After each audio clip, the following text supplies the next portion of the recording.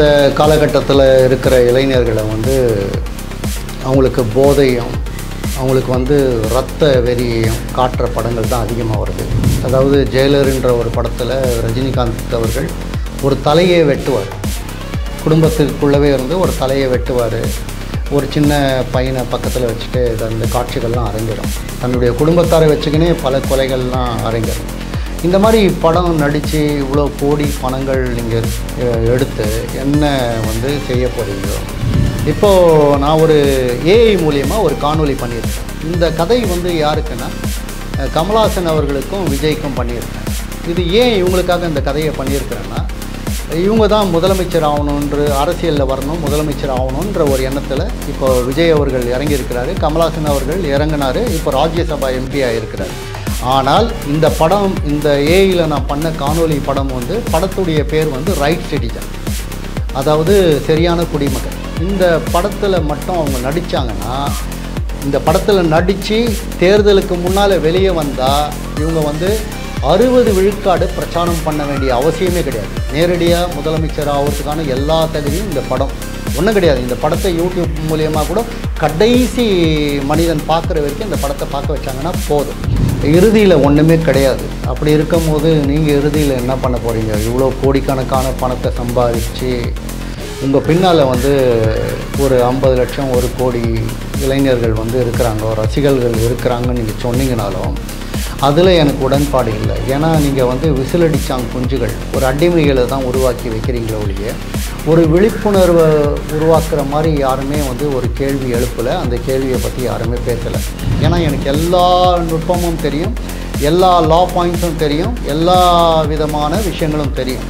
அதே மாதிரி திரைக்கதை வசனம், எப்படிப்பட்ட படத்தை கொடுக்க முடியும், எப்படிப்பட்ட படத்தால் வியாபாரத்தில் வெல்ல முடியும். வெறும் சமூகம் சார்ந்து கொடுத்துட்டு இது ஒரு பாடம் எடுக்கிறதுக்காக நான் வரல. எல்லாரும் வந்து பாடம் எடுக்கிறதுக்கு வந்து பள்ளிக்கூடம் இருக்குது, கல்லூரி இருக்குது. நீங்கள் பாடம் எடுக்கிறதுல அந்த கலையோட நம்முடைய விஷயங்களையும் நம்முடைய கருத்துக்களையும் மகிழ்ச்சியாக எழுச்சியாக சொல்லக்கூடிய விஷயங்கள் என்கிட்ட இருக்குது. அனைவருக்கும் வணக்கம். நான் இந்தியாவிலேருந்து, தமிழ்நாட்டிலேருந்து, கர்நாடக மாநிலத்திலேருந்து இங்கே வந்திருக்கிறேன். முதல் முறையாக இந்த மண்ணில் நான் கால் எடுத்து வச்சுருக்கிறேன். எனக்கு இந்த மண்ணில் கால் எடுத்து வைக்கும் போதே என்னையே நான் இழந்த மாதிரி ஒரு உணர்வை நான் இங்கே பார்த்தேன். வந்து 4 நாள் ஆச்சு. வந்த காரணம் வந்து என்னுடைய சகோதரி சசிகலா தேவி இளங்கோவன், அவங்க வந்து தங்கச்சி இறந்துட்டாங்க. அவங்களுடைய இறப்புக்கு தான் வந்தேன் நான். இந்த சந்தர்ப்பத்தில் 4 நாள் ஆச்சு. தம்பிமார்கள் ஊடகத்தை சேர்ந்தவங்க கேட்டாங்க, இந்த மாதிரி ஒரு சந்திப்பு ஏற்பாடு பண்ணுறேன்னு. சரி, இது எனக்கு மகிழ்ச்சி கிடையாது, ஆனால் சில விடயங்களை பதிவு செய்ய வேண்டிய கட்டாயத்தில் இருக்கிறதுனால நான் இந்த இடத்துல வந்திருக்கிறேன். திரைத்துறையில் இது வரைக்கும் நான் வந்து 18 படங்கள் இயக்கியிருக்கிறேன். ஒரு 14 படங்கள் நானே தயாரிச்சிருக்கிறேன். மிகப்பெரிய வெற்றி படம் 100 நாட்கள் ஓடின படத்தையும் நான் கொடுத்துருக்குறேன். அதே மாதிரி குழந்தைகள் சம்பந்தப்பட்ட விஷயங்கள், அதாவது சமூகம் சார்ந்த படங்கள் தான் நான் அதிகமாக இயக்கியிருக்கிறேன். என்னுடைய ஆரம்பத்திலேருந்து கடைசி படம் வரைக்கும் ஏதாவது ஒரு சமூகம் சார்ந்து, நம்முடைய மக்கள் சார்ந்து ஏதாவது ஒரு விஷயம் அந்த படத்தில் இருக்கும். அது காதல் படமானாலும் சரி, அது போராட்டக்கலை படமானாலும் சரி, இல்லை நம்முடைய அதாவது நம்ம குடும்ப பிரச்சனையானாலும் சரி, குழந்தைகள் பிரச்சனையானாலும் சரி, சமூகம் சார்ந்து எடுக்கப்பட்ட படங்கள் தான் அதிகம். இங்கே வந்ததுக்கு பிறகு சில விஷயங்களை நான் பார்த்தேன். ஒரு நிறைய இடத்துக்கெல்லாம் போனேன். போகும்போது எனக்கு வலிகளும் வேதனையும் தான் அதிகமாக இருந்தது. இது எனக்கு ஏன் தெரியல. நான் இது வரைக்கும் ஒரு 59 நாடுகளுக்கு போயிட்டு வந்திருக்கிறேன். எல்லா நாட்டுக்கும் போவேன். தமிழ்னால் எனக்கு உயிர். தமிழ் உயிர்னு சொல்லும் போதே உங்களுக்கு எல்லாருக்கும் தெரியும் நான் எதை நோக்கி பயணிப்பேன்றது. அதே மாதிரி இதை நோக்கி தான் பல பேர் பயணிச்சுன்னு இருக்கிறாங்கன்றது தான் உண்மை. அது அத்தி பூத்த மாதிரி அங்கே 2 பேர் இங்கே 2 பேர் நான் பார்க்குறேன். அதே உணர்வு, அதே ஒரு போர்க்குணம், அதே ஒரு வலியோடு பயணிக்கிறாங்க. இருந்தாலும் எனக்கு அது பத்தலை. எனக்கு வந்து நான் வந்து எல்லாரையும் குறை சொல்லிட்டு நான் தப்பிக்கிறதுக்கு விருப்பப்படல. ஏன்னா நான் வந்து நான் என்ன செய்துன்னு இருக்கிறேன், என்ன செய்துன்னு இருக்கிறேன், என்ன செய்ய போகிறேன்றதில் நான் ரொம்ப தெளிவாக இருக்கிறேன். அதாவது இங்கே மக்கள் வந்து இப்போ என்ன இருக்கிறாங்கன்னா, சினிமா திரைத்துறையில் கூட உங்களுக்கு நல்லா தெரியும். இப்போது சினிமா எதை நோக்கி பயணிக்குது, இப்போது இளம் இயக்குனர்கள்லாம் வந்திருக்கிறாங்க. ஒரு கட்டத்தில் பாலு மகேந்திரா, மகேந்திரன், பாரதி ராஜா, மணிரத்னம், ஷங்கர், இப்போது லோகேஷ் கனகராஜ், நெல்சன்னு, அட்லி, இந்த மாதிரி நிறைய இயக்குனர்கள் இருக்கிறாங்க. ஆனால் அந்த காலகட்டத்தில் வந்த படமும் இப்போது வர படங்களும் நீங்கள் பார்க்கலாம். இன்றைக்கி இருக்கிற இளைஞர்களை வந்து இந்த திரைத்துறையில் இருக்கிற இளம் இயக்குனர்கள், முக்கியமாக நான் லோகேஷ் கனகராஜை சொல்வேன், நெல்சனை சொல்லுவேன், அட்லியை கூட சொல்லுவேன், இன்னும் சில பேர் வந்திருக்கிறாங்கோ அவங்களையும் சொல்வேன். என்னென்னா ஒரு சமூக சீர்கேடை உருவாக்குற மாதிரி, அதாவது என்னென்னா நம்ம பார்க்காத விஷயங்கள், நான் இது வரைக்கும் கேட்காத விஷயங்கள்லாம் கூட திரைப்படத்தில் கொண்டு வந்து திணிக்கிறாங்க. இதை வந்து இன்றைக்கி இருக்கிற இளைஞர்கள் வந்து இதுதான் உண்மை, இப்படி தான் அப்படின்ற ஒரு எண்ணத்தில் ஒரு போக்கில் போயின்கிறாங்கன்றது தான் என்னுடைய கருத்து. இதெல்லாம் தடுக்கப்படணுன்றதும் என்னுடைய கருத்து. ஒரு 100 கோடி 500 கோடி 800 கோடி படம் வந்துடுச்சு, இதில் பெரிய வியாபாரம் ஆயிடுச்சு, ரஜினிகாந்த் அவர்கள் உச்சத்தில் இருக்கிறாரு, இந்த விஜய் உச்சத்தில் இருக்கிறாரு, அதெல்லாம் எனக்கு உடன்பாடு இல்லை. நீங்கள் செய்கிற செயல், இந்த உயிர் இருக்கிறதுக்குள்ளே நீங்கள் என்ன செயல் செய்கிறீங்க, என்ன படைப்பை கொடுக்குறீங்க, என்ன மாதிரி படத்தில் நடிக்கிறீங்க, இதனால் இந்த மக்களுக்கு என்ன பயன்? சும்மா அப்படியே வந்து இல்லை நாங்கள் வந்து ஒரு என்டர்டெயின்மெண்ட்காக, மகிழ்ச்சி படுத்துறதுக்காக, மக்களை வந்து குதூகலமாக வைக்கிறதுக்காக நாங்கள் படம் எடுக்கிறேன்னு சொல்கிறதும், நான் நடிக்கிறேன்னு சொல்கிறதும் எனக்கு உடன்பாடு இல்லை. அது வெறும் பணத்துக்காக செய்யணுன்னா நிறைய தொழில்கள் இருக்குது, அதை எடுத்துகிட்டு போகலாம். நீங்கள் இந்த கலைத்துறையில் வந்து உங்களுடைய கலப்பட வேலைகள்லாம் செய்ய வேணான்றதான் என்னுடைய வேண்டுகோள். ஏன்னா எங்களாலேயும் படம் வந்து சிறப்பாக எடுக்க முடியும். அதாவது என்னென்னா, அதாவது இந்த காலகட்டத்தில் இருக்கிற இளைஞர்களை வந்து அவங்களுக்கு போதையும், அவங்களுக்கு வந்து இரத்த வெறியையும் காட்டுற படங்கள் தான் அதிகமாக வருது. அதாவது ஜெயிலர்ன்ற ஒரு படத்தில் ரஜினிகாந்த் அவர்கள் ஒரு தலையை வெட்டுவார், குடும்பத்துக்குள்ளவே இருந்து ஒரு தலையை வெட்டுவார், ஒரு சின்ன பையனை பக்கத்தில் வச்சுட்டு இந்த காட்சிகள்லாம் அரங்கேறும். தன்னுடைய குடும்பத்தாரை வச்சுக்கினே பல கொலைகள்லாம் அரங்கேறும். இந்த மாதிரி படம் நடித்து இவ்வளோ கோடி பணங்கள் நீங்கள் எடுத்து என்ன வந்து செய்ய போகிறீங்க? இறுதியில் இன்றைக்கி இறுதி சடங்கு நடத்துறதுக்காக தான் இங்கே வந்தேன் நான். இறுதியில் ஒன்றுமே கிடையாது. அப்படி இருக்கும்போது நீங்கள் இறுதியில் என்ன பண்ண போகிறீங்க? இவ்வளோ கோடிக்கணக்கான பணத்தை சம்பாதிச்சு உங்கள் பின்னால் வந்து ஒரு 50 லட்சம் 1 கோடி இளைஞர்கள் வந்து இருக்கிறாங்க, ரசிகர்கள் இருக்கிறாங்கன்னு நீங்கள் சொன்னீங்கனாலும் அதில் எனக்கு உடன்பாடு இல்லை. ஏன்னா நீங்கள் வந்து விசிலடிச்சாங்க குஞ்சுகள், ஒரு அடிமைகளை தான் உருவாக்கி வைக்கிறீங்களே ஒழிய ஒரு விழிப்புணர்வை உருவாக்குற மாதிரி யாருமே வந்து ஒரு கேள்வி எழுப்பலை, அந்த கேள்வியை பற்றி யாருமே பேசலை. ஏன்னா நம்ம முன்னோர்கள் வந்து நிறைய பேர் நிறைய வரலாறை கற்றுக் கொடுத்துக்கிறாங்க நமக்கு. அது நான் வந்து இங்கே பாகுபாடு இல்லாமல் சொல்ல முடியும். நான் என்னென்ன சொல்லலாம், ஆனால் அதில் வந்து எது உங்களுக்கு தேவை அப்படின்ற கருத்தை நீங்கள் எடுத்துக்கணும். அது நல்லதா கெட்டதா, நான் சொல்கிறது இதுவா அப்படின்றத தாண்டி உங்களுக்குள்ள ஒரு அறிவும் ஆற்றலும் இருக்கும். நான் சொல்கிறது வந்து சரியா இல்லையா, கேள்வி கேட்கணும். வந்து கேள்வி கேட்க தெரியணும். அது படம் பார்க்குறவங்களுக்கும் சரி, வேறு கட்டத்தில் நிற்கிறவங்களுக்கும் வந்து தன்னுடைய சூப்பர் ஸ்டார் ஆனாலும் சரி, மிகப்பெரிய விஜய் தளபதி ஆனாலும் சரி, யார் இருந்தாலும் கேள்வி கேட்கணும். இது ஏற்புடையதா, இது நமக்கு ஏற்புடையதா, இல்லை இந்த சமூகத்துக்கு ஏற்புடையதா? வெறும் மகிழ்ச்சி ஆகணுன்னா நிறைய விஷயங்கள் இருக்குது. தன்னை மகிழ்ச்சிப்படுத்திக்கக்கூடிய சக்தி நமக்குள்ளவே இருக்குது. போய் ஒரு திரைத்துறையில் ஒரு திரையில் போய் இந்த படத்தை பார்த்ததுக்கப்புறம் தான் எனக்கு மகிழ்ச்சி வருதுன்னா அவங்ககிட்ட ஏதோ ஒரு பெரிய குறைபாடு இருக்குது. நானே ஒரு இயக்குனர், நானே கதை எழுதுகிறேன். ஆனால் என்னுடைய கதைகளில் வந்து அதாவது என்னென்னா மகிழ்ச்சிப்படுத்தக்கூடிய விஷயங்கள் இருந்தாலும் அதில் வந்து ஏதாவது ஒரு விஷயத்தை சொல்லிட்டு போவோம் நம்ம. உங்களுக்கு எல்லாருக்கும் தெரியும், நடிகவேல் எம்.ஆர். ராதா அவர்கள் இருந்தார். அவர் ஒரு மிகப்பெரிய உச்சத்தில் இருந்த நடிகர். சிவாஜி கணேசனுக்கே வாய்ப்பு வாங்கி கொடுத்த நடிகர் அவர். ஏன்னா சிவாஜி கணேசனை வந்து பராசக்தி படத்தில் அவர் சரியில்லை, அவர் வாயெல்லாம் கோணையாக இருக்குது, அவர் குதிரை மாதிரி ஒரு முகம் இருக்குது, அதனால் வேண்டான்னு மெய்யப்ப செட்டியார் நிராகரித்த போது அவரை வந்து இவர் இல்லை இவரை தான் நடிக்க வைக்கணும். ஏன்னா நாடகத்திலேருந்து வந்தவங்க, அந்த நாடக கம்பெனியில் எம்.ஆர். ராதா அவர்களும் இருக்கிறாரு. சிவாஜி கணேசன் மிக சிறப்பாக நடித்தது. ஆனால் அவர் ஒல்லியாக இருந்ததுனால அதுக்கு பிறகு இவர் இல்லை, அதுக்கு முன்னால் ராமசாமின்ற ஒரு நடிகரை வச்சு தான் பராசக்தி ஆரம்பித்தாங்க.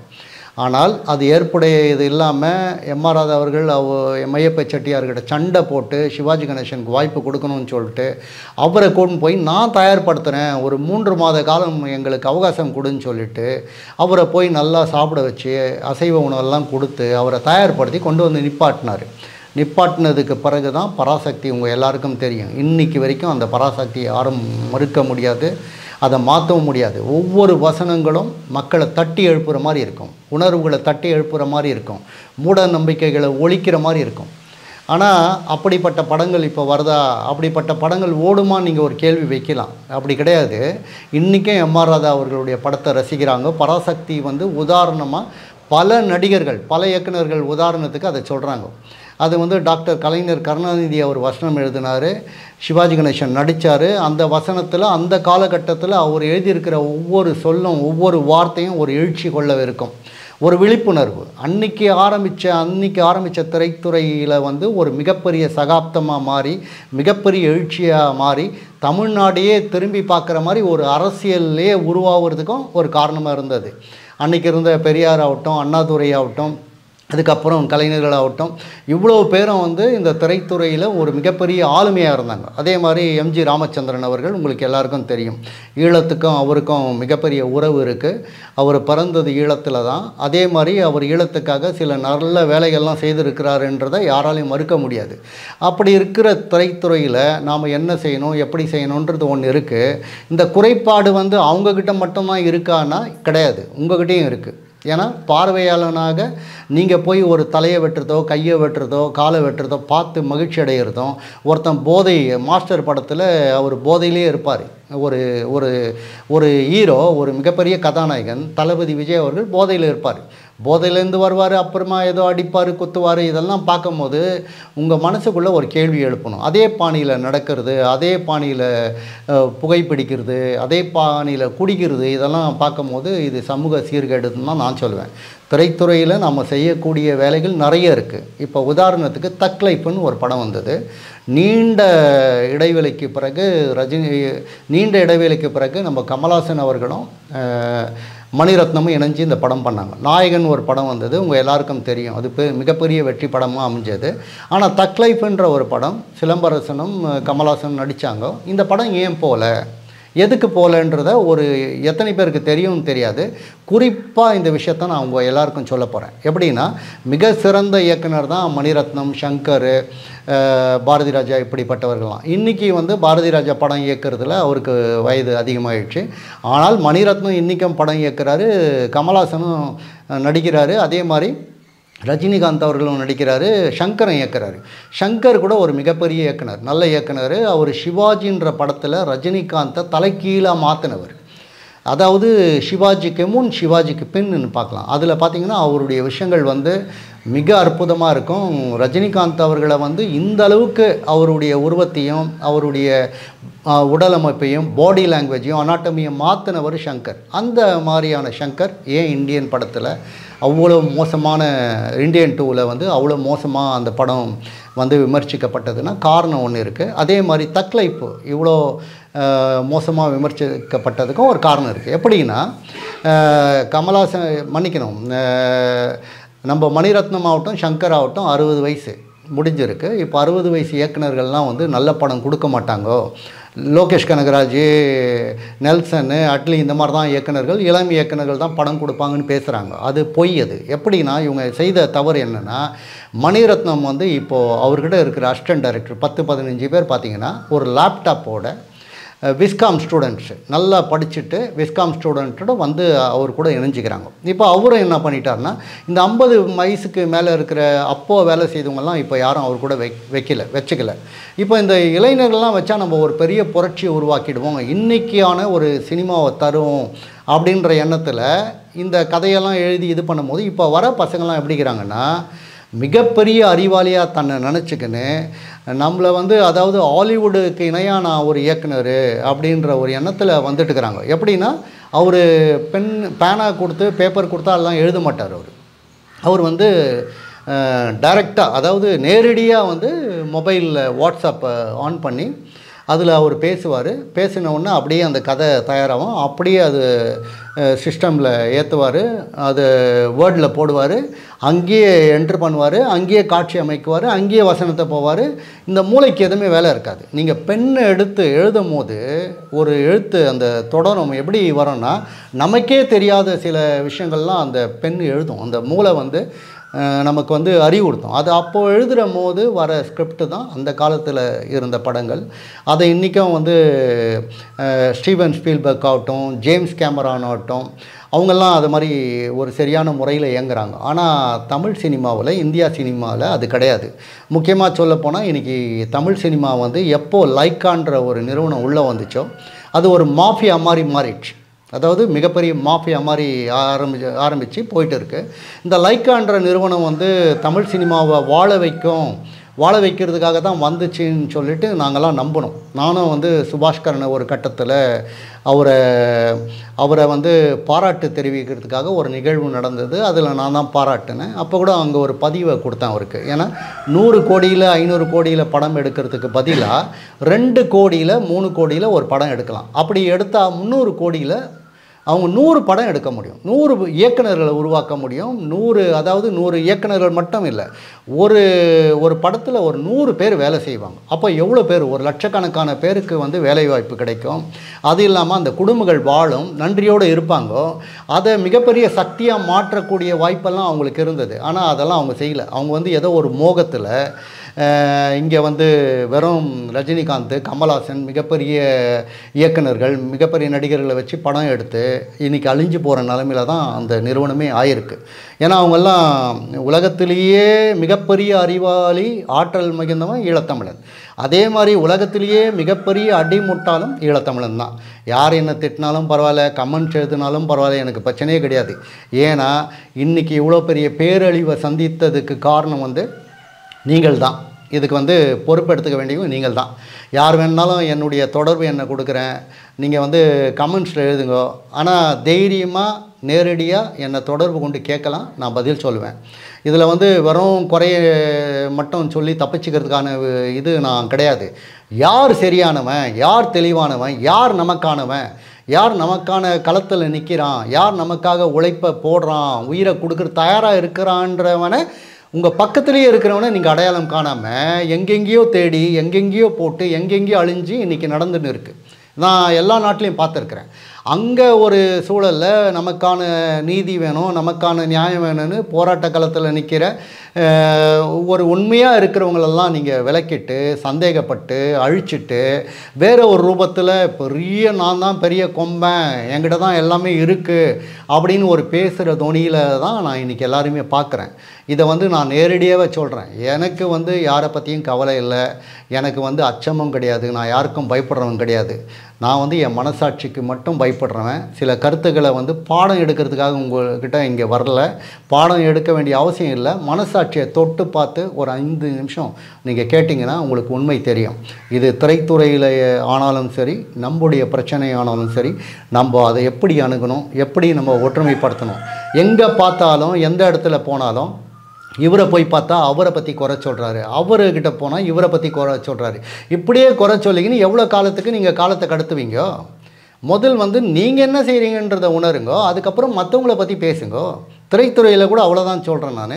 ஒற்றுமையாக நம்ம எல்லா தமிழினமும் ஒன்றா இணைஞ்சு செயல்பட்டால், அது திரைத்துறையானாலும் சரி, அது கலைத்துறையானாலும் சரி, இல்லை நம்முடைய களமானாலும் சரி, கண்டிப்பாக நமக்கான வெற்றி கிடைக்குன்றதுல மாற்று கருத்து கிடையாது. கண்டிப்பாக இது கிடைக்குன்ற நம்பிக்கை எனக்கு மட்டும்தான் இருக்குது. எனக்கு இருக்குது, என்ன மாதிரி சில பேருக்கும் இருக்குதுன்னு நான் நம்புகிறேன். அந்த பயணத்தில் உறுதியாக நான் வந்து பயணிக்கிறேன்றதில் நான் வந்து மகிழ்ச்சியாக இருக்கிறேன், சந்தோஷமாக இருக்கிறேன். கண்டிப்பாக வந்து இது தொடர்ந்து திரைத்துறையில் வெற்றி படங்களை கொடுக்கறதுக்கான முயற்சி எடுத்திருக்கிறேன். அதே சந்தர்ப்பத்தில் ஈழத்தில் இருக்கிற கலைஞர்கள் யாராவது மிகத்திறமையானவர்கள் நிறைய பேர் இருக்கிறாங்க, அவங்கெல்லாம் இங்கே இருந்துட்டு நாங்கள் படம் பண்ணணும், ஜெயிக்கணும், பெரிய அளவில் போகணுன்னு நினச்சிங்கன்னா அது முடியாது. நீங்கள் வந்து தமிழ்நாட்டுக்கு வந்து தான் ஆகணும். ஏன்னா நீங்கள் ஒரு ஆங்கில படம் எடுக்கணும்னா ஹாலிவுட்டுக்கு போய் தான் ஆகணும். இப்போது ஜேம்ஸ் கேமரான் வந்து கனடா நாட்டை சேர்ந்தவர். ஆனால் அவர் அங்கே அந்த படத்தை வந்து இயக்கியோ பெரிய சாதனை படைக்கிறதுக்கோ வழி இல்லாமல் தான் அவர் ஹாலிவுட்டுக்கு வந்தார், அமெரிக்காவுக்கு வந்தார். ஏன்னா அமெரிக்கா தான் தலைமை சினிமாக்கே அங்கே தான். அதே மாதிரி உங்களுக்கு சினிமானா நீங்கள் சென்னைக்கு வந்து தான் ஆகணும். ஆனால் வரும்போது நீங்கள் யாரை சந்திக்கிறீங்க, எப்படிப்பட்ட மனிதரை சந்திக்கிறீங்கோ, அங்கே இருக்கிற 99.99 விழுக்காடு எல்லா நடிகருமே எல்லா இயக்குநர்களுமே மேடையில் பேசுகிறது ஒன்று, வாழ்க்கையில் நடந்துக்கிறது ஒன்று. இங்கே நீங்கள் அவங்கள உபசரித்து ஒரு பெரிய ஒரு 5 நட்சத்திர விடுதியில் தங்க வச்சு உணவு பரிமாறி எல்லாமே உங்களை கட்டி அணைச்சி அங்கே வந்து நீங்கள் வந்து பாருங்கன்னு சொன்னதுக்கப்புறம் நீங்கள் அங்கே போனீங்கன்னா உங்களுக்கு அங்கே அனுமதி கிடைக்காது, அப்பாயின்மெண்ட் கிடைக்காது. இதை நானே அனுபவிச்சுக்கிறேன். ஏன்னா நான் கர்நாடக மாநிலத்தில் பிறந்துட்டு இந்த முயற்சி எடுத்து தோல்வி கண்டுக்கிறேன். ஆனால் நான் அப்படி கிடையாது. யார் வேணாலும் எப்போ வேணாலும் என்னை தொடர்பு கொள்ளலாம். என்னுடைய தொடர்பு எண் 91, அதாவது 091 இந்தியா கோடு, 98 66 079 34, அதாவது 9886607934. யார் வேணாலும் காண்டாக்ட் பண்ணுங்கள். எல்லாருக்கும் உதவி செய்கிறதுக்கு தயாராகிறேன். அது எந்த துறையானாலும் சரி. எனக்கு வந்து 24 கிராஃப்ட்ஸு, எல்லா கிராஃப்ட்ஸ்லையும் அனுபவம் இருக்குது. நான் வந்து ஷங்கருக்கு இணையாக, மணிரத்னத்துக்கு இணையாக, ஏன் ஜேம்ஸ் கேமரானுக்கு இணையாக கூட என்னால் படம் எடுக்க முடியும். ஆனால் அதுக்கான முதலீடு செய்கிறதுக்கான தயாரிப்பாளர்கள் இருந்தாங்கன்னா கண்டிப்பாக செய்வேன். நான் யாருக்கிட்டையும் போய் எனக்கு சம்பளம் கொடுன்னு இது வரைக்கும் கேட்டதில்லை. எனக்கு சோறு போட்டாலும் சரி போடலாலும் சரி நான் படம் எடுப்பேன். என்கிட்ட எந்த கண்டிஷனும் கிடையாது. எனக்கு இவ்வளோ சம்பளம் கொடுத்தா தான் நான் படம் பண்ணுவேன்னு சொல்லவே மாட்டேன். என்னுடைய காசுலேயே நான் வந்து சாப்பிட்டுக்குவேன். என்னுடைய காசில் நான் வந்து போக்குவரத்தெல்லாம் பார்த்துக்குவேன். ஆனால் படம் இயக்குவேன். என்கிட்ட நல்ல கதைகள் இருக்குது. என்கிட்ட ஒரு கதை இருக்குது, இது வரைக்கும் யாருமே தொடாத ஒரு கதை இருக்குது. நாம் இனம் சார்ந்து, மொழி சார்ந்து, நாம் கடந்து வந்த பாதைகள் சார்ந்து, அப்படியெல்லாம் அந்த மாதிரி படத்தை வந்து ஹாலிவுட்லேயும் எடுக்கிறதுக்கு தயாராக இருக்கிறேன், இந்தியாவிலையும் எடுக்கிறதுக்கு தயாராக இருக்கிறேன். பல பிரச்சனைகளை, பல போராட்டங்களை சந்தித்த ஒரே மனிதன் இந்தியாவில் நான் தான். அதாவது தணிக்கை சான்றிதழ் அதாவது சிபிஎஃப்சின்னு வாங்க, தணிக்கை சான்றிதழ் பெறக்கூடிய ஒரு இடம் இந்தியாவில் இருக்குது. நீங்கள் படம் தயாரிச்சிங்கன்னா தணிக்கை சான்றிதழ் பெறணும். அதில் இந்தியாவில் எல்லா இடத்துக்கும் போய் சண்டை போட்டு வாங்கிட்டு வந்த ஒரே ஆள் நான் தான் இந்தியாவில். அதாவது Karnataka CBFC, Tamil Nadu CBFC, Andhra CBFC, Bombay CBFC, Delhi CBFC, Delhi FCAT, supreme court, high court, Karnataka high court, Madras high court, எல்லா நீதிமன்றத்துக்கும் நேரடியாக பயணம் பண்ணி வந்த நான் ஒருத்தன். சினிமாவில் எந்த மாதிரி பிரச்சனை இருந்தாலும் தீர்க்கக்கூடியவன், தீர்த்துட்டு வெளியே வந்தவன். அதனால் என் பேர், என் படம் போனாலே இன்றைக்கி யாருமே பேசுகிறது ஐயோ அந்த ஆளா வேண்டாம் விட்டுடலாம். ஏன்னா எனக்கு எல்லா நுட்பமும் தெரியும், எல்லா லா பாயிண்ட்ஸும் தெரியும், எல்லா விதமான விஷயங்களும் தெரியும். அதே மாதிரி திரைக்கதை வசனம், எப்படிப்பட்ட படத்தை கொடுக்க முடியும், எப்படிப்பட்ட படத்தால் வியாபாரத்தில் வெல்ல முடியும். வெறும் சமூகம் சார்ந்து கொடுத்துட்டு இது ஒரு பாடம் எடுக்கிறதுக்காக நான் வரல. எல்லோரும் வந்து பாடம் எடுக்கிறதுக்கு வந்து பள்ளிக்கூடம் இருக்குது, கல்லூரி இருக்குது. நீங்கள் பாடம் எடுக்கிறதுல அந்த கலையோட நம்முடைய விஷயங்களையும் நம்முடைய கருத்துக்களையும் மகிழ்ச்சியாக எழுச்சியாக சொல்லக்கூடிய விஷயங்கள் என்கிட்ட இருக்குது. அதுக்கு நிறைய உதாரணங்கள் இருக்குது. யார் வேணாலும் எப்போ வேணாலும் என்னை தொடர்பு கொள்ளுங்கள். துணை இயக்குனரானாலும் சரி, இணை இயக்குனரானாலும் சரி. நீங்களே படம் இயக்கிறதா இருந்தால் கூட நான் வந்து இணை இயக்குனராக வேலை செய்கிறதுக்கு தயாராக இருக்கிறேன். காசு கொடுக்கலன்னா கூட தயாராக இருக்கிறேன். என்னை எப்போ வேணாலும் நீங்கள் தொடர்பு கொள்ளலாம். நான் இந்தியாவில், தமிழ்நாட்டில் இருப்பேன். நன்றி, வணக்கம். நீங்கள் திரையுலகில் மிகப்பெரிய நடிகர்கள், இயக்குநர்கள் மீது குற்றச்சாட்டு வச்சுருக்கீங்க. இது உங்களுக்கு திரைப்பட உலகில் வந்து பின்னடைவை ஏற்படுத்துறது கிடையவே கிடையாது. நான் அதை பற்றி யோசிக்கிறதே இல்லை. இப்போ கூட கமல்ஹாசனை சந்திக்கிறதுக்காக ஒரு ஏஐ வச்சு ஒரு காணொலி பண்ணியிருக்கிறேன், சந்திக்க போகிறேன். இதை அவங்களுக்கே தெரியும், மனசாட்சியை தொட்டாங்கன்னா தெரியும், வெளியில் வந்து சொல்லிக்க மாட்டாங்க. எனக்கு அது பிரச்சனையே கிடையாது. இப்போ விஜயை வந்து நான் கடைசியாக ஒரு முறை சந்தித்தேன். இவன் மறுபடியும் வந்து இப்போ நான் ஒரு கதை எழுதியிருக்கிறேன், வேணா நான் அது பதிவில் சொல்கிறேன். நீங்கள் வேணால் ரெக்கார்ட் பண்ண முடிஞ்சால் நீங்கள் பண்ணலாம். அது ஒரு முக்கியமான ஒரு விடயம், நான் சொல்கிறேன். நீங்கள் கேமரா ஆன் பண்ணிங்கன்னா நான் சொல்கிறேன். வெளிச்சம் போதுமா? இப்போது நான் ஒரு ஏஐ மூலியமாக ஒரு காணொலி பண்ணியிருக்கிறேன். இந்த கதை வந்து யாருக்குன்னா கமல்ஹாசன் அவர்களுக்கும் விஜய்க்கும் பண்ணியிருக்கிறேன். இது ஏன் இவங்களுக்காக இந்த கதையை பண்ணியிருக்கிறேன்னா, இவங்க தான் முதலமைச்சர் ஆகணுன்ற அரசியலில் வரணும், முதலமைச்சர் ஆகணுன்ற ஒரு எண்ணத்தில் இப்போ விஜய் அவர்கள் இறங்கியிருக்கிறாரு, கமல்ஹாசன் அவர்கள் இறங்கினார், இப்போ ராஜ்யசபா எம்பி ஆகியிருக்கிறார். ஆனால் இந்த படம், இந்த ஏஐயில் நான் பண்ண காணொலி படம் வந்து படத்துடைய பேர் வந்து ரைட் சிட்டிசன், அதாவது சரியான குடிமகன். இந்த படத்தில் மட்டும் அவங்க நடித்தாங்கன்னா, இந்த படத்தில் நடித்து தேர்தலுக்கு முன்னால் வெளியே வந்தால் இவங்க வந்து 60 விழுக்காடு பிரச்சாரம் பண்ண வேண்டிய அவசியமே கிடையாது. நேரடியாக முதலமைச்சர் ஆகிறதுக்கான எல்லா தகுதியும் இந்த படம் ஒன்றும் கிடையாது. இந்த படத்தை யூடியூப் மூலியமாக கூட கடைசி மனிதன் பார்க்குற வரைக்கும் இந்த படத்தை பார்க்க வச்சாங்கன்னா போதும். ஆனால் இது வெறும் நான் கதாநாயகன், இந்த கதையில் இருக்கிற மாதிரி நான் நடிக்கிறேன், நடிச்சுட்டு நான் ஜெயிச்சுட்டு நான் முதலமைச்சர் ஆகிட்டு என் வேலையை பார்க்குறேன்னா நடக்காது. இந்த படத்தில் கதையில் வர மாதிரி ஒரு மனிதன் வாழ்ந்தால், அந்த வாழ்க்கையை அப்படி அமைச்சிக்கினா அவன் வந்து எம்ஜி ராமச்சந்திரன், எம்ஜிஆரை விட காமராஜரோட மிகப்பெரிய ஒரு உன்னதமான நிலைக்கு போகிறதுக்கான ஒரு திரைக்கதை அமைச்சிருக்கிறேன். இது வரைக்குமே ஹாலிவுட் சினிமாலேருந்து பாலிவுட் சினிமாலேருந்து யாருமே சொல்லாத ஒரு கதை. அந்த மாதிரி ஒரு கதையை உருவாக்கியிருக்கிறேன். இந்த கதை வந்து ஒரு 40 வயசு, ஒரு திருமணமாகாத 40 வயசு பிஹெச்டி படித்த சயின்ஸில் ஆராய்ச்சி மேற்கொண்ட மிகப்பெரிய ஒரு அறிவாளி இந்த படத்தின் கதாநாயகனாக இருக்கிறாரு. இது வந்து நான் ஆரம்பத்தில் வந்து ரஜினிகாந்த் அவர்களுக்கு இதை ப்ரெசென்ட் பண்ணணுன்னு ஏற்பாடு பண்ணேன். அப்போது அண்ணாத்த படத்தில் ஒரு ராமோஜியில் இருந்தார், என்னுடைய நண்பர் அங்கே இருந்தார் ராமோஜியில். அவர் தான் வந்து அந்த ராமோஜி ஃபிலிம் சிட்டிக்கு மேலாளர். அவர் எனக்கு சொல்லியிருந்தார், நான் அப்பாயின்மெண்ட் வாங்கி தரேன்னாரு. கதையெல்லாம் தயார் பண்ணிவிட்டு அவருக்கு சொல்லலாம், ஏன்னா அவரும் அரசியலுக்கு வரேன்னு சொல்லியிருந்தார் அந்த காலகட்டத்தில். ஒருவேளை இந்த படத்தில் நடித்து இருந்தால், இந்த படத்தில் அவர் நடித்து இருந்தால், அதுக்கப்புறம் அந்த படம் வெளிவந்து அவர் அரசியலுக்கு வந்திருந்தால் கண்டிப்பாக முதலமைச்சர் ஆகிறதுக்கான எல்லா வாய்ப்பும் இருந்தது. ஆனால் நான் போகிறதுக்கு 2 நாளைக்கு முன்னால் அவர் ஒரு அறிவிப்பு கொடுத்தாரு. என்ன கொடுத்தாருன்னா, நான் இனிமேல் அரசியலுக்கு வரமாட்டேன்னு சொல்லிட்டார். உடனே அந்த கதையை வந்து இப்போது யார் வந்து அரசியலில் நான் வரணும், இப்போது எல்லா அரசியல்வாதிகளும் விஜய் உள்பட என்ன சொல்கிறாங்க, நான் வரணும், ஏன்னா இங்கெல்லாம் குறைபாடுகள் இருக்குது, இங்கெல்லாம் சரியில்லை, நான் நல்லது செய்யணும்னு தானே வராங்கோ. ஆனால் நல்லது செய்யணும்னு வருங்கோ, என்னென்ன நல்லது செய்ய போகிறீங்கோ பட்டியலிடுங்கோ. இது வரைக்கும் நான் நல்லது செய்கிறேன்னு சொல்கிறீங்க. சரி, இவர் தவறு செய்துட்டார், அவர் தவறு, நீ என்னென்ன செய்ய போகிற திட்டங்கள், அதெல்லாம் நீங்கள் வெளிப்படையாக சொல்லலாம் இல்லையா மக்களுக்கு.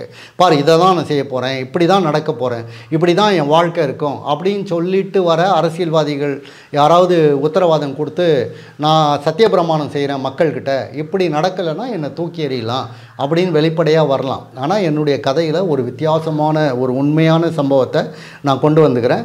இது என் வாழ்க்கையிலையும் ஒரு சில விஷயங்கள் நடந்தது. முதல் முறையாக அமெரிக்கா போகும்போது என்னை கைது பண்ணி நியூயார்க்கு சிறையில் வச்சுருந்தாங்க. அங்கேருந்து அந்த கதையை தொடங்குது. அதுக்கப்புறம் என்ன ஆச்சு, அவர் இந்தியாவுக்கு வராரு. இந்தியா வந்ததுக்கப்புறம் என்ன மாதிரியான ஒரு இதை அவர் உருவாக்குறாரு, உலகமே அவரை திரும்பி பார்க்குற மாதிரி ஒரு நிலைமை. கண்டிப்பாக நான் எழுதின விஷயங்கள், இந்த கதை வந்து உண்மையாக ஒரு 30 ஆண்டுகள் கழித்து வரலாம். அதாவது இந்த பூமி சிதையுண்டு இல்லாமல் அப்படியே இருந்துச்சுன்னா வரதுக்கான வாய்ப்பு இருக்குது. அந்த மாதிரி ஒரு இதை உருவாக்குனா இங்கே அரசியல்வாதிகளை பற்றி நம்ம குறை சொல்ல வேண்டிய விஷயமே இல்லை. அவன் நேர்மையாக நேர்பட நடக்கிறதுக்கான ஒரு விஷயத்தை நான் கண்டுபிடிச்சி வச்சுக்கிறேன் என்னுடைய திரைக்கதையில். இது யாருமே இதுவரைக்கும் எழுதாத கதை, உண்மையிலே எழுதாத கதை. யார் என்னை கூப்பிட்டு கேட்டாலும் இந்த கதையை நான் சொல்கிறதுக்கு தயாராக இருக்கிறேன். இந்த படத்தை யாராவது எடுக்கிறதுக்கு நான் முதலீடு பண்ணுறேன்னா நான் தயாராக இருக்கிறேன். யார் வேணுனாலும் என்னை தொடர்பு கொள்ளலாம். இந்த காணொலி என்கிட்ட இருக்குது. அதே மாதிரி தம்பி ஒருத்தர் கேட்டார், இந்த மாதிரி உங்களுக்காக பிரச்சனை வராதான்னு. எனக்கு பிரச்சனை வந்து நான் பார்க்காத பிரச்சனையே கிடையாது. நான் எல்லாமே பார்த்தாச்சு. நான் சிறைச்சாலை பார்த்தாச்சு, நீதிமன்றம் பார்த்தாச்சு, போராட்டம் எல்லாத்தையும் கடந்தாச்சு. இனி ஒரு இனமே அழிகிற அளவுக்கு நான் பிரச்சனையை பார்த்தாச்சு. இனிமேல் பிரச்சனையை பார்க்குறதுக்கு ஒன்றுமே கிடையாது. ஸோ இதனால் துணிந்து நம்ம செயல்படுற வேலையை உண்மையாக நேர்மையாக இருந்தோம்னா கண்டிப்பாக நம்ம வெற்றி பெறுவோம். அதில் மாற்று கருத்து கிடையாது. நம்மளை நிராகரித்தாங்கன்னா அவங்க மனசாட்சி அவங்க ஏமாற்றிக்கிறாங்கன்னு தான் அர்த்தம் ஒழிய நான் என்னை ஏமாற்றிக்கலை. நான் உண்மையாக இருக்கிறேன், நேர்மையாக இருக்கிறேன். யார் நம்மளை விலைத்தி வைக்கிறாங்களோ அவங்க நேர்மையானவர்கள் இல்லைன்றது நம்மளுக்கு வெளிப்படும். நீங்கள் என்னோட இளத்தமிழர்கள் அழிவுக்கு நீங்களே தான் காரணம் என்று சொல்லி. ஆமாம், அது நீங்கள் என்ன விடயத்தை நீங்கள் அதை எப்படி நீங்கள் பார்க்குறீங்க, அதை எப்படி பார்த்து அதை சொல்கிறீங்க, எடுக்கிறீங்களா, எடுத்துட்டுக்கிறீங்களா? ஆமாம், ஏன்னா நான் இப்போ எல்லா நாட்டுக்கும் போகிறேன். ஒவ்வொருத்தரும் ஒவ்வொரு குறைபாடுகளை சொல்கிறாங்களோ ஒழிய யாருமே இப்போது நிறைய அமைப்புகள் இருந்தது, உங்களுக்கு தெரியும். 2009க்கு முன்னால் நிறைய அமைப்புகள் ஒரு கட்டுக்கோப்பாக இருந்தது. அவங்கள யாரும் அசைக்க முடியாத சில வேலைகள் நடந்துட்டு இருந்தது. ஆனால் இன்றைக்கி என்னன்னா, சுயநலத்துக்காக யாருமே முக்கியமாக ஒரு விஷயத்தை உங்களுக்கு தெளிவுபடுத்த போகிறேன். இது படமாகவும் நான் ஒரு குறும்படமாக இல்லை நீண்ட படமானு தெரியாது, ஒரு படம் எடுக்க போகிறேன். இன்றைக்கி புலம்பெயர் தேசத்தில் இருக்கிற அத்தனை பேரும் மனசாட்சியை தொட்டு நான் சொல்கிற விஷயத்தை கேட்டுங்க. நீங்கள் அந்த நாட்டில் காலை வச்ச உடனே நீங்கள் முதல் சொல்கிற விஷயம் என்னென்னா, அந்த இமிக்ரேஷன் டிபார்ட்மெண்ட்டு உள்ளே நீங்கள் போயிட்டீங்கன்னு வச்சுங்க.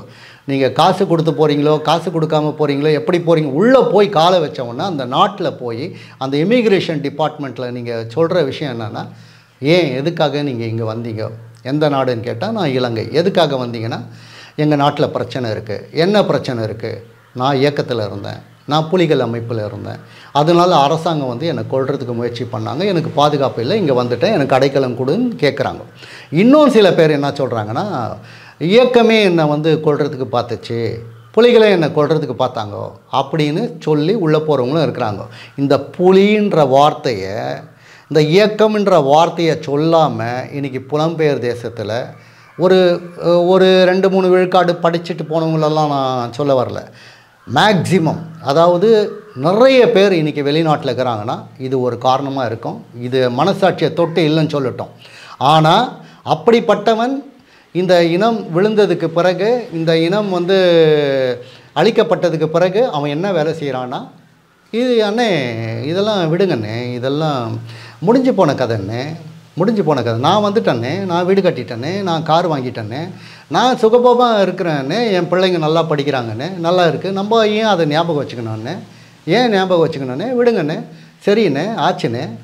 அந்த உயிர் கொடுத்தானே மாவீரன், கடைசி களத்தில் போய் நின்னானே, இப்போது என் உயிர் நான் போக போகுது, இன்னும் ஒரு நொடியில் நான் சாக போகிறேன், அவனுக்கு நல்லா தெரியும், மகிழ்ச்சியோடு நான் சாக போகிறேன், ஆனால் நான் செத்துருவேன், எனக்கு பிரச்சனையே இல்லை, ஆனால் என் நாடு இருக்கும், என்னுடைய மொழி வாழும், என்னுடைய கலாச்சாரம் இருக்கும், எனக்கான ஒரு தனித்தத்துவம் நான் இறந்த பிறகும் இருக்கும்னு நினச்சானே, அவன் கனவெல்லாம் மறந்துட்டினா நீ என்னடா மனுஷன், நீ என்ன மனுஷன், உனக்கு மனசாட்சி வேணா? என்கிட்ட இந்த மாதிரி பல பேர் பல நாட்டில் பேசியிருக்கிறாங்க, என்னை திட்டி இருக்கிறாங்க. நான் ஏதோ போய் யாருக்கிட்டையும் எனக்கு காசு கொடுங்க யாருக்கிட்டையும் கேட்டதில்லை. நான் பல நாட்டில் போய் ஏதோ சில உதவிகள்லாம் செய்து ஒரு பிச்சை எடுக்கிற நிலமையில் இருக்கும் போது கூட நான் கேட்குற ஒரு இது என்னென்னா, நான் ஒரு படம் எடுத்து இருக்கிறேன், இதை நீங்கள் பாருங்க, இந்த படத்தை பாருங்கள். எதுக்குன்னே அதெல்லாம் வேணானே, அதெல்லாம் முடிஞ்சு போச்சு, எதுக்கு அந்த சோக கதை, எதுக்கு அந்த துக்க கதை? சரி, 100 விழுக்காடு நீ சந்தோஷமாக இருக்கிறியா, உன் குடும்பம் சந்தோஷமாக இருக்கா? முதல் மனசாட்சியை தொட்டுப்பார். ஆனால் உண்மையாக இன்றைக்கும் பல நாட்டில் ஒரு சிறு சிறு குழுக்கள் என்ன மாதிரி ஒரு 5 பேர் 10 பேர் இன்றைக்கும் இருக்கிறாங்க, வேதனையோட வருத்தத்தோடு அவங்கள பழிக்கிறது, அவங்கள திட்டுறது, சில பேர் அடிக்கிறதுக்கே விளக்கிட்டாங்களாம். இப்போ அதை பற்றி பேசினா அடிக்கிறதுக்கே இருக்கிறாங்களாம். அப்போது இவங்கெல்லாம் யார், இவங்கெல்லாம் யார்? நீ தான் காரணம், நீங்கள் தான் காரணம், நீங்கள் தான் மெஜாரிட்டி, நாங்கள்லாம் மைனாரிட்டி. இப்போ நானும் பிச்சை எடுக்கிற நிலமையில் ஓடின்னுக்கிறேன், ஏதாவது சாதிக்கணும் போராடணும்னு. ஆனால் நீங்கள் யார் யாருக்கும் உதவி செய்கிறீங்கோ, யார் யாருக்கே என்னென்ன செய்கிறீங்கோ, நான் வெளிப்படையாக கேட்குறேன்.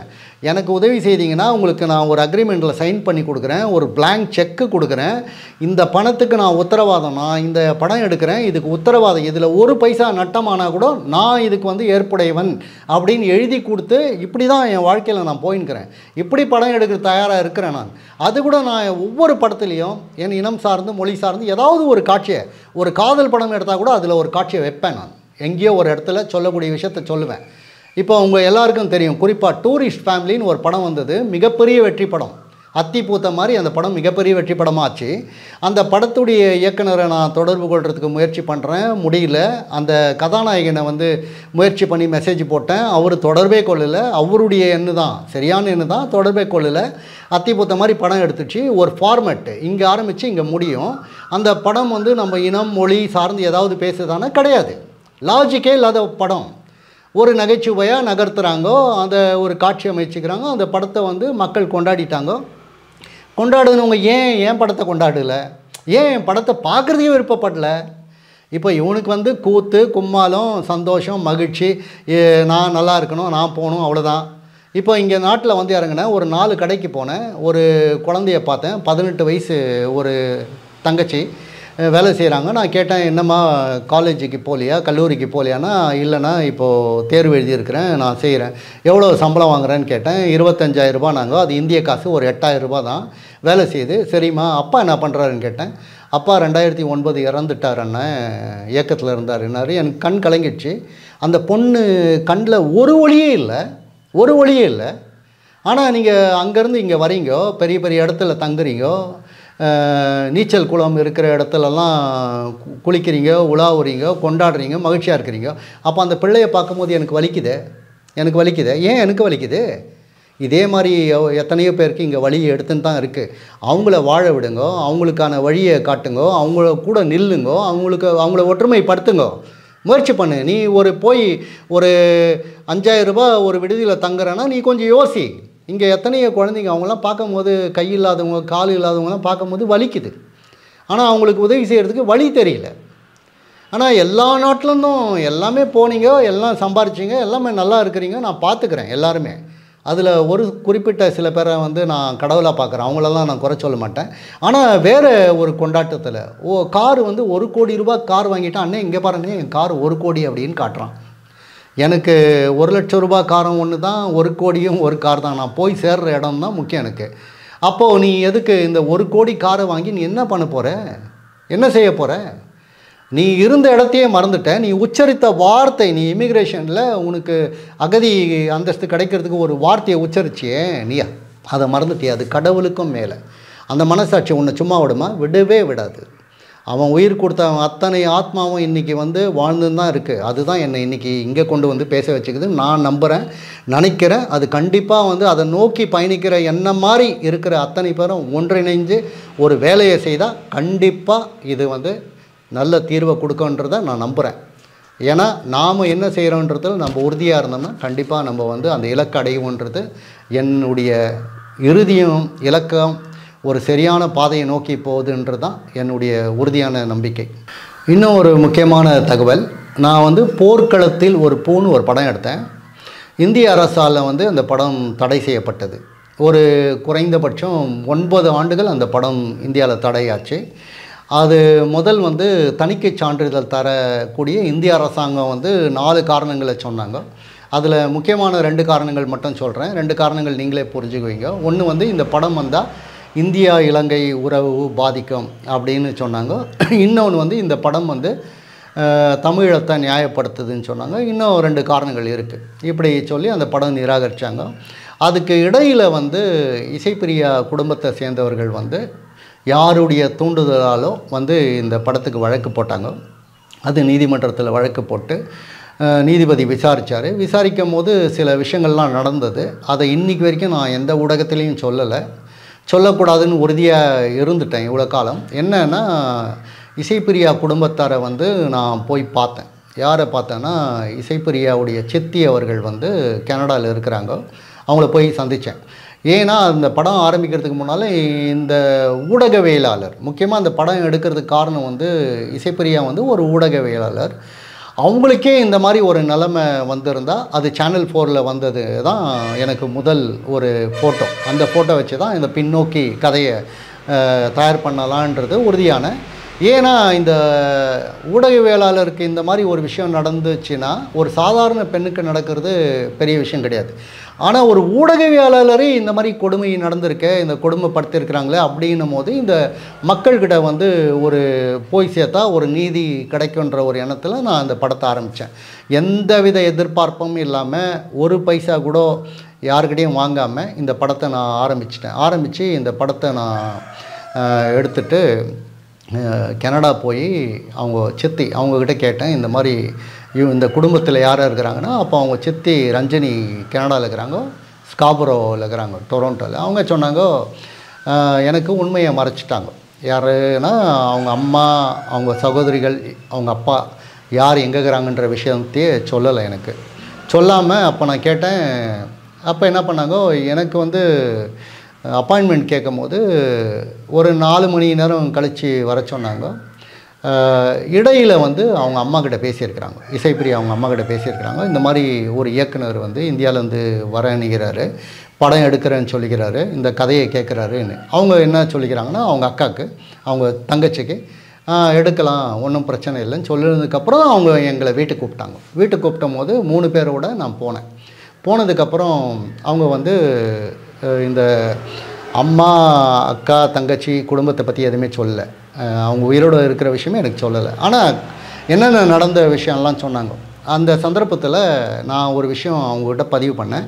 இது எதுவும் திட்டமிட்டு கிடையாது. நான் சொன்னேன், அக்கா நான் வந்து இந்தியாவிலேருந்து வரேன், இன்னொன்று வந்து எனக்கு கொஞ்சம் ஞாபக சக்தி கொஞ்சம் குறைவு, நீங்கள் சொல்கிறத வந்து நான் கேமராவில் ரெக்கார்ட் பண்ணிக்கிறேன், ஏன்னா ஞாபகம் இருக்கான்னு. அவங்க பண்ணிக்கோனாங்க. நான் கேமரா ஆன் பண்ணிவிட்டு ஒவ்வொரு விஷயமா கேட்டேன். அவங்க வீட்டில் எத்தனை பேர் இருக்கிறாங்கோ, எத்தனை சகோதரிகள், அப்பா எப்படி இருப்பார், அப்பா வந்து நாசர் மாதிரி இருப்பாருன்னு ஒரு ஃபோட்டோ காமிச்சாங்க.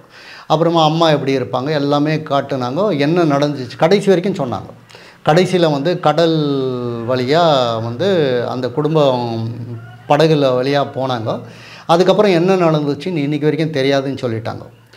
எல்லாமே சொன்னதுக்கப்புறம் நான் எல்லாமே என்ன பண்ணேன், ரெக்கார்ட் பண்ணிக்கினேன்.